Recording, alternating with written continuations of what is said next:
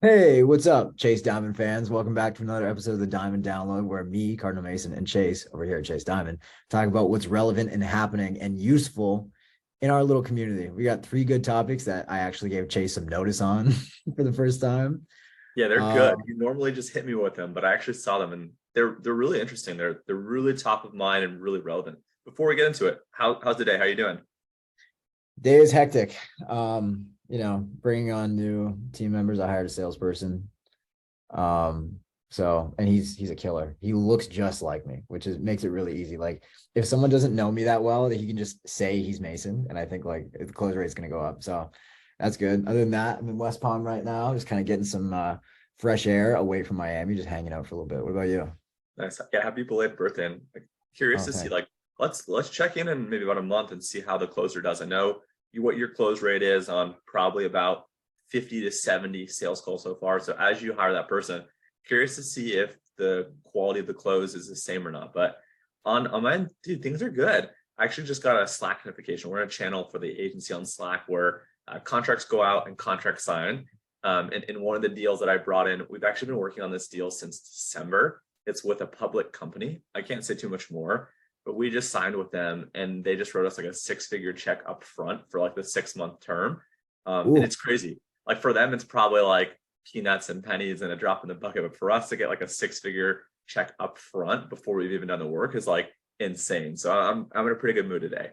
nice, dude. I mean, that's rent. That's Yeah, rent for the structured HQ. That's awesome, dude. Congrats. yeah. Sick. Well, let's do it. All right. So first topic, building with partners. So obviously, like you have like 28 partners in structured, a lot of partners. I've had business, but we've been business partners. I'm curious, like, well, now you kind of build everything solo. Like anything you do, is mostly just done just by you. Um, do you want to go over like the pros and cons of like building a business with partners? Yeah, dude, this is a really interesting, I think, timely one for us both. I've got a lot of different feelings about this. I think when you're first starting out and kind of when I was on the come up, when you're on the come up, working with partners is amazing. I think it's great. You share the risk, you share the work, you share the upside. It's awesome. So I definitely wouldn't change any of the partnerships I had in the past. But now I've gotten to a point, fortunately, where a lot of things I want to do don't require other people, or if they do, it could be something like an assistant or a VA or maybe someone that I pay in dollars, not in equity or points. So right now, I'm trying to do as many things as possible by myself. That being said, like I think the word partner means a couple different things to me. One is like a business partner where we actually own an LLC or an entity together, or other partnerships that I'm trying to do more of, or things where it's like, hey, my company is good at this, your company is good at that. Let's transact in a specific one-time thing. For example, I just did an event with my friend Shaq. I did between myself, Chase Diamond, and his business Geek Out. We did a partnership on a specific event, so there's a finite start end date, and I like that too. So I like to build businesses at this point now primarily by myself, or in partnerships where it's very specific on like a project or a transaction versus, hey, I want to own 50, you want to own 50. That's kind of like where my head's at right now. We can kind of take a step back. What are your thoughts on this? What are your pros and cons? So I did one of those corny videos on TikTok. It was like 24 lessons in 24 years or whatever. Because like on Twitter it's played out, but on Twitter or on TikTok it's like brand new. Everyone loves it. And so one of the ones that I had was, if you're starting a business, you've never had a business before, I don't think you should do it with a partner. I think it actually makes sense for you to learn these lessons by yourself. And yes, pay for help if you need it. Like pay people with, like you said, dollars instead of points.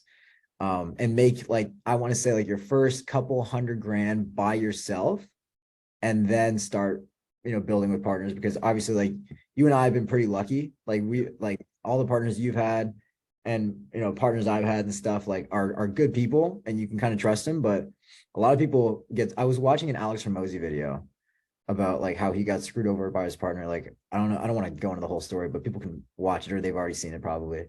And like you would be shocked at how terrible things can go. Like if you're trusting someone with half of your money, that can go very south very quickly. And I think like you need to spend a couple of years and make a couple hundred grand in the trenches by yourself before you can really understand what a good business partner looks like. You know what I mean? Like you have to have sort of complementary skills, supplementary skills, where it's like for example, like we have Ben on Copy MBA, and he's not a 50-50 partner, but he is, he does have points almost basically.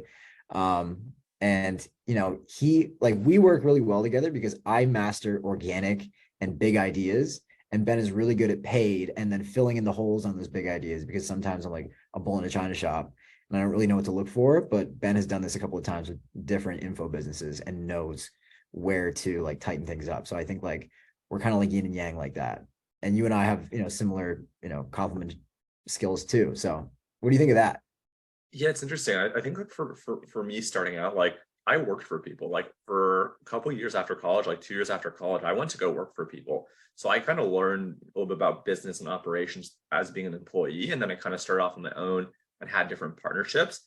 Yeah, it's interesting. I've gotten really bad where I've gotten really screwed over. So I think the learnings that I've had from those is like to your point. So maybe either you do it by yourself, you learn the kind of the ropes, you learn the mistakes, you learn what you're good at, and then you understand like what a partnership could look like in the future. I think my biggest mistake was just saying yes, really quickly. You get excited about ideas, someone approaches you with something, you say yes, you kind of happen to be in a conversation with someone, you tell them about an idea you have, and then before you know it, you guys are business partners, even though that wasn't your intention. You're kind of like in too deep. You're like, wait, hold on, how did we get here, right? So it's just really interesting to think about like the context you're in, who you're talking to, and really to pump the brakes before you sign the LLC and before you sign away a third, a half, a quarter of your business, whatever that might be. So I think step one is like come up with the idea. Two, come up with like the plan of like how does this get done? Who's going to implement it?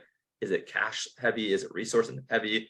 And how can you do more with less? Like how can you do as much of it as possible and maybe farm it out? Because if you build a good business, you're going to want to own as much of it as possible. So it's interesting. And then kind of going back to Ben and other people, I think there are great partnerships where you pay people really well, really heavily on like a performance basis, right? Maybe they don't own necessarily equity in the business, but they're highly incentivized to, eat what they kill per se, because they're going to have a lot of upside above and beyond just, a paycheck or a project-based thing. Yeah, 100%. I think like it's a really good place when you can get to a point where you can pay really good people with money instead. Because like every business sort of needs some firepower at the beginning. And you need that in the form of, capital or human labor. Like in the next couple months, like we're gonna have to bring on like a really, really good operator so we can keep scaling what we're doing. Yeah. And like luckily we're going to have money in the bank that we can just use to pay them a good salary and maybe give them a couple points, but we're not going to give up like 75% of the company just to have some 5-star A player come and just be incentivized to join the team. Yeah, and like in startups where they have like vesting schedules and cliffs and all this stuff, and I never really understood why, but it's that way. Like you allow yourself to enter a relationship with someone, they're incentivized, they've got upside, but they really have to prove themselves and earn it. Where a lot of times when I'm in deals or you're in deals, equity is typically given, it's not earned, right? Where I like the opportunity for people to have equity and points, but they have to earn it, and that happens over 1 year, 2 years, 4 years, and after there's a lot of history of working together. A couple other like interesting thoughts and points. I think like one thing that I found, so I've been trying to hire people like work with me like on the personal brand side and whatnot. And obviously, you do some work with me and whatnot. You've been amazing. It's really hard to find like great employees for like the personal brand stuff, and it's way easier to find partners. And again, the word partner means different things. In the case of partnering with you, you write the entire Alex in My Inbox series, right? So that's a great partnership where we both are just working together and coming together to provide value. For me to get that same quality of me just paying someone that's like a random writer, it's going to be hard. It's not impossible, but it's going to be hard. But I think that's actually one of the challenges. Like on the flip side of it, I want to own as much as I can in the businesses that I'm now starting. But it's really hard to find people that can just sprint and be super autonomous and kind of at a comparable level if they're not your partner. Because typically people that are partners won't go to work for someone, and people that are working for someone don't go become partners. Like, and again, there's obviously a lot of in between instances and scenarios where that isn't true, but in the most part, like it's hard to find good people. Like for me to hire people to do my social media, I want all the people that I can't hire. I want the Masons, I want the Alex Hermoses, I want the people that are already doing it for themselves, but they're typically not going to do it for someone else. So that was kind of interesting. And I think the last thing I'd say is like I've been getting asked to speak at a lot of events and podcasts, And early in my career, I said yes to every single one, probably too many, where I was doing like 1 or 2 a week and then I just got burnt out. But it was a great way for me to build the name and kind of get my reps and start to leverage other people's platforms. And now, like I try to say no to everything because I want to own the content. I want to own the distribution. Like instead of me going to do someone else's podcast, I might as well do this podcast with you where we control the narrative, we control the topics. I don't want to do another email marketing video, right? About the 5 things I've talked about on the last 20 podcasts. Yeah, dude. Everyone already knows how to do an abandoned cart flow. Yep. I don't think you need to explain that anymore. I Yep. mean, I would say though, like for you to really grow as a personal brand, it does require you, moving into other people's audiences. Yep. Like love him or hate him. I know everyone hates him, but that's what Tate did. I'm using him on purpose because he's just a phenomenal case study of how to get a personal brand to grow and just be so massively viral. Like no one really knew who he was. I mean, he was kind of in our quarter on Twitter. Like he probably saw your tweets a handful of times, probably same for me. But like it wasn't until he started doing podcasts with other big people, where like, people really start to figure out who he was in different niches and stuff like that. And I think that's one of the most valuable things you can do as a personal brand, but it also doesn't require you to partner with anybody. You know what I mean? Like there's still an exchange of value without having to even pay them money. You know what I mean? Like I'm sure people would pay you to have you on their podcast. You know what I mean? Your hourly rate is pretty valuable. So, but yeah, I think that's good for that. What do you think? Yeah, great. Let's do the next one. All right. So how to create a network of like-minded people. So, I mean, one of the best things about you at this point now is you're extremely well connected. You connected me to a handful of people that have turned into really good clients and whatever else. Like, I think that's been super valuable. How do you get into these rooms? How do you meet people? How do you network? How do you find friends that are on, sort of the same path as you? Because like, I get this question a lot where people are like, dude, like I'm in Ohio. You know what I mean? Like no one in Ohio, at least in my little small town, thinks about business. Like, how do I find people like you and Chase or whatever, right? Yeah, it's interesting. A couple thoughts I have is like, now kind of with where I'm at when I think about this, like the best way to get access to the people you want typically requires some kind of money. It doesn't even have to be big bucks, but some kind of money. So anytime I wanted to learn something or learn from someone or meet someone, you buy their courses, you pay them to do consulting, you attend the events that they host, you join their group. So I think that like it requires, not always, but in some degrees, it either requires a lot of money some money or a lot of time, right? And I think that there's a fraction of the two. Where like for me, I actually just hit 200,000 on LinkedIn yesterday. I went from 27,000 to 200,000 on LinkedIn in 9 months. And how did I do that? I paid people that were already doing it to teach me. I paid them to get that knowledge. And that was an investment into myself. So I think like when you invest in yourself, when you buy the right courses, when you pay to be at the right events, when you pay for the masterminds, when you pay for these online groups, when you pay to do these things, it shows that you're really serious. And anytime, for example, that someone gives me money, I always take it 10 times more serious. I take free stuff obviously super serious and it's really important to me. But anytime someone gives me a cent, a dollar, whatever it might be, I really am invested. So I just started this like LinkedIn thing last week. And people were like, hey, what is this? Are you going to give advice? Are you going to do this, that, the other? Or is it just growth? I'm like, it's going to be primarily growth, but like, you have access to me and my cell phone number. And people are just asking me questions and I'm giving them advice, right? So for me, like it took just being really kind, being really helpful, and then a little bit of money, just paying people. And you're kind of surprised, like pay someone $500 for an hour or $1,000 an hour, you follow up, you let them know the progress you got, and you kind of build this relationship where then money in the future isn't the way that you transact. You kind of build a friendship from it. Mm-hmm. What are your thoughts? I think, yeah, in terms of building like business relationships, I think that, yeah, it usually starts with some sort of dollar amount. I mean, like, I kind of got lucky because like you were paying me before, like, yeah, I was on your team. And so that's kind of how we connected, I guess. But in terms of like how I've met at least my friends that are like my homies, like my circle, not really like business connections, but I mean, I met them all from social media. I think obviously like you need to be doing something important. So at the time when I met all these people, like I had a small Twitter, I think like a couple thousand followers, and like they knew I was writing for some cool brands because I was posting about it, and I was like, building in public. Ron Shaw obviously does this really well, right? From hobby. Yeah. Yeah, like he like if you're building in public and you're posting about what you're doing and people are interested in it, they're going to reach out to you, or at least when you reach out to them, you already have a full portfolio of what you're doing. But like obviously to turn those into real friends, like you have to have some sort of personality. There's plenty of people that I know, at least in Miami, who are doing cool things, but like, maybe they're not the type of person you would want to be around. So like, but if you're successful in something, whether it doesn't even have to be business, it could be like maybe you're really good at growing social media accounts, or like you're really good at sports, or like Yeah. you know what I mean? Like something where you kind of like give yourself a little bit of status and you're a cool person, like you can be friends with the whole world. Yeah, a couple things to kind of add to that. When I was thinking about how I first got started, one of my friends like basically forced me to write an angel check in a company.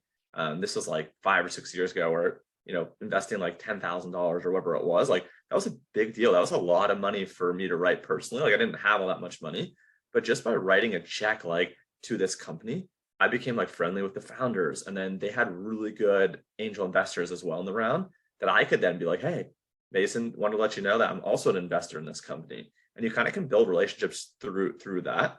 I think the other thing too is like when I started playing golf, just being able to like reach out to people and be like, hey, I'm getting into golf. I saw that you golf too. I'm into these things. So I think having like common interests, I think to your point too, like just being interesting and engaging on social with people over time, and people that are kind of in similar levels to you, right? Like if you have 1,000 followers, go engage with people that are interested and have 500 to maybe 1,000 followers, or maybe 10,000 followers, right?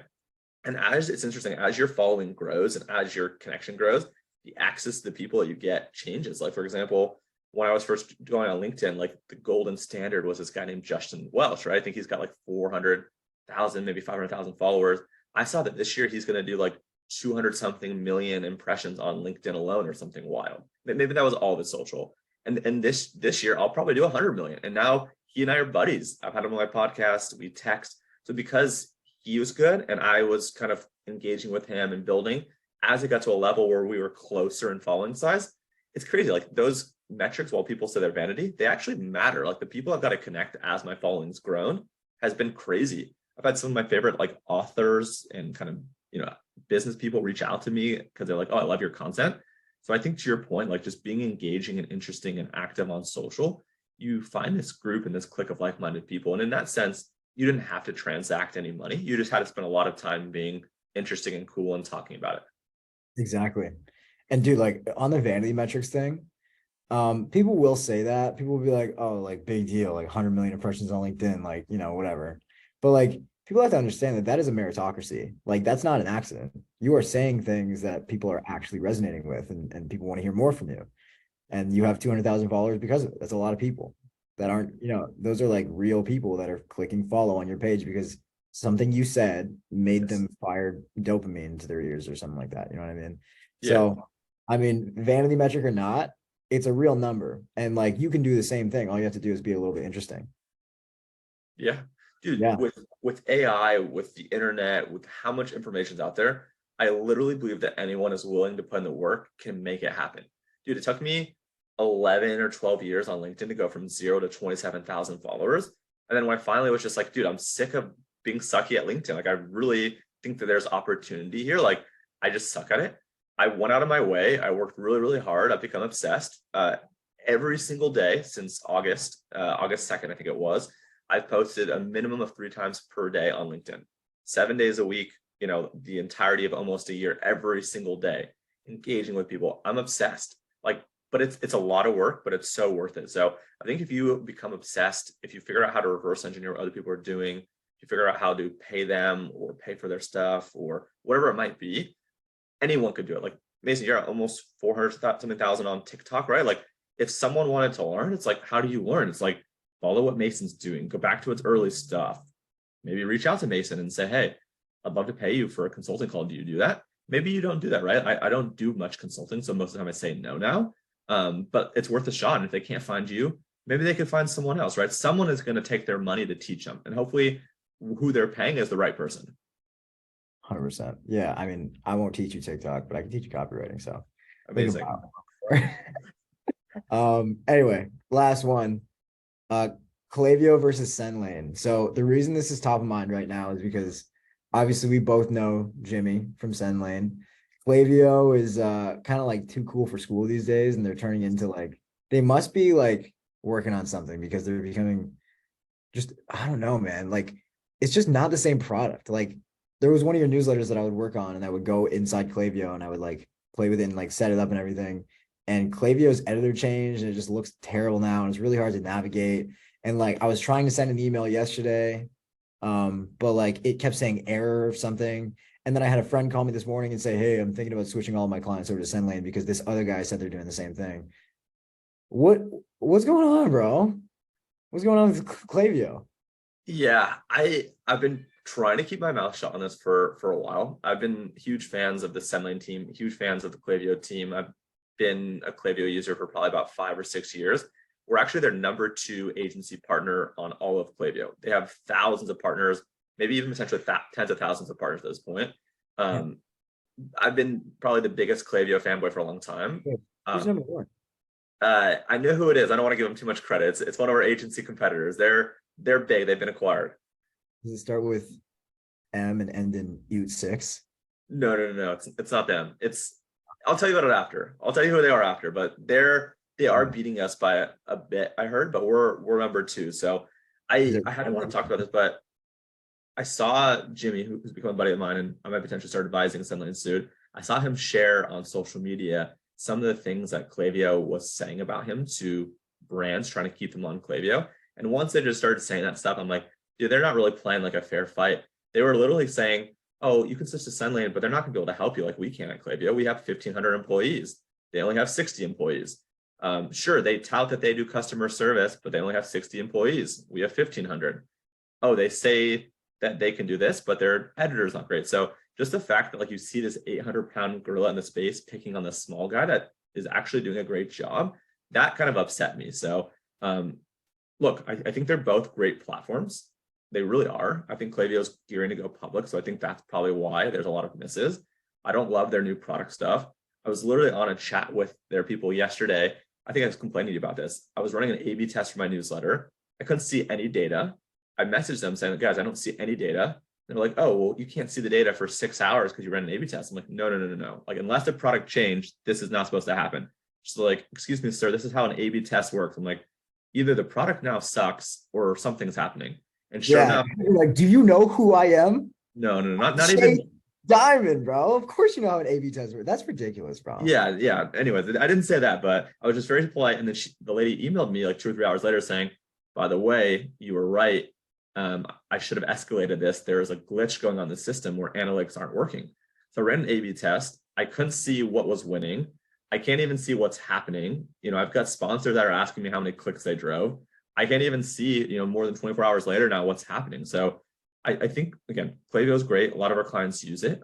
I think the tide is shifting where people want to go to companies and platforms where they feel like they frankly care. And Jimmy, who's the founder and CEO of Sendlane, he's become a buddy. He's been trying to get me to come to Sendlane for a few years. And I kept saying, I'm loyal to Clavio. And my mind has really changed over the past couple of months. And we're starting to dip our toes into what they're doing. And it's really cool. What are your thoughts? Yeah, so I have I told this story on Twitter about Sendlane. Yeah, Jimmy is the man. So the story is so I've been using Sendlane for, I mean, I think everyone kind of knows at this point. I do Adam's newsletter, Adam Robinson from retention.com. I think he's talked about that. So I think I'm safe to say that. So I write his newsletter and I'm like, all he does is approve it, right? He reads it, approves it, and then I upload it into Sendlane. And there was one email that I was trying to do a minute ago that just wasn't like there was an error going on. And like no matter what I did in the copy, like I changed it around. I thought it was fine, but like it just wouldn't save and I couldn't publish it. And so he's in my Slack. We have like a shared Slack in my Cardinal Slack. And so I messaged him. I was like, Jimmy, like, I don't know what's going on, but this is the error I'm getting. And I figured I was gonna like, can you get one of your guys or team members to like take a look at this? And he was like, give me 1 sec. Jimmy goes into the account, does his own troubleshooting, comes back literally 6 minutes later and is like, all right, cool, I fixed it.